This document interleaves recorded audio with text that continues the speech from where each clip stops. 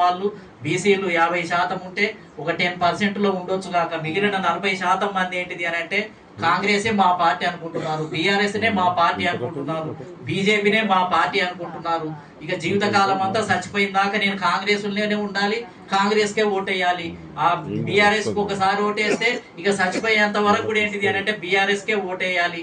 బీజేపీకి మొదట చేరితే ఇక బీజేపీకే ఓటేయాలి, దాన్నే గెలిపించాలి, చచ్చిపోయేంత దాకా దాంట్లోనే ఉండాలి అనే ఒక కఠినమైనటువంటి అభిప్రాయాలు కూడా మన బీసీ సమాజంలో ఉన్నాయి. కాబట్టి ఇవాళ మనం లిబరేట్ చేయాల్సింది బీసీ సమాజాన్నే లిబరేట్ చేయాలి. వాళ్ళలో ఉన్న అమాయకత్వాన్ని మనం పోగొట్టాలి, వాళ్ళలో ఒక బలమైన కదలికని మనం తీసుకురావాల్సినటువంటి అవసరం ఉంది. ఇలా మారాల్సింది రెడ్డి కాదు, కమ్మ కాదు, వెలమలు కాదు, మారాల్సింది బీసీ సమాజమే.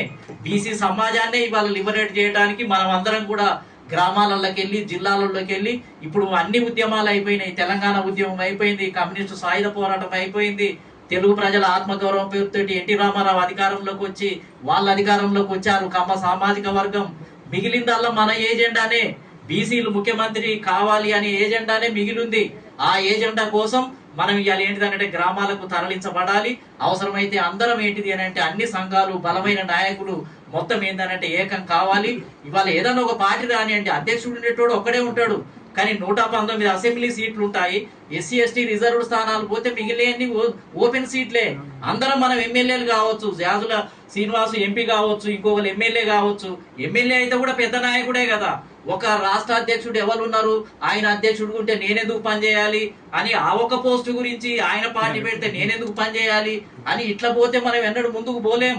రెడ్డి సామాజిక వర్గం ఎవరు పార్టీ పెట్టినా వాళ్ళకి కావాల్సింది, నాకు కావాల్సింది ఎమ్మెల్యే సీటు, నాకు మంత్రి పదవి కావాలి, శాసన మండలి కావాలి, ఎంపీ కావాలని తీసుకొని అడ్జస్ట్ అవుతూ ఉన్నారు. మనమేమో ఒకరు పార్టీ పెడితే ఆయన కిందికి మనం పోవద్దు అనే రకంగా ఒకటి అలవాటు అయింది. కాబట్టి ఇది మంచిది కాదు.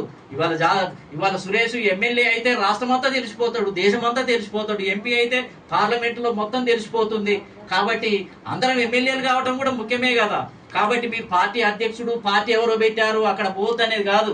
ఒకటే పార్టీ ఉన్నా ఎమ్మెల్యే సీట్లు తీసుకుందాం మనం. అన్ని కులాలకు ఎంబీసీలు ఉన్నారు ఇంట్లో, అదే విధంగా మైగ్రేషన్ వలస కులాలు ఉన్నాయి. మన బీసీ కులాల్లో 3 గ్రూపులుగా ఉన్నాయి.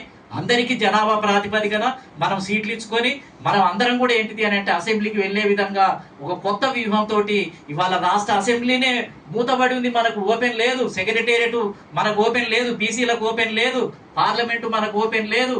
ఇవన్నీ ఇంకా ఓపెన్ గా రంగాలే మనకి ఇవన్నీ కూడా. కాబట్టి వీటిని ఓపెన్ చేయాల్సినటువంటి బాధ్యత, కర్తవ్యం, లక్ష్యం మన మీద ఉంది అని చెప్పి తెలియజేస్తూ మరి నాకు ఈ అవకాశం ఇచ్చిన మీ అందరికి కూడా కృతజ్ఞత తెలియజేస్తూ సెలవు తీసుకుంటున్నాను. జై పూలే, జై భీమ్, జై భారత్.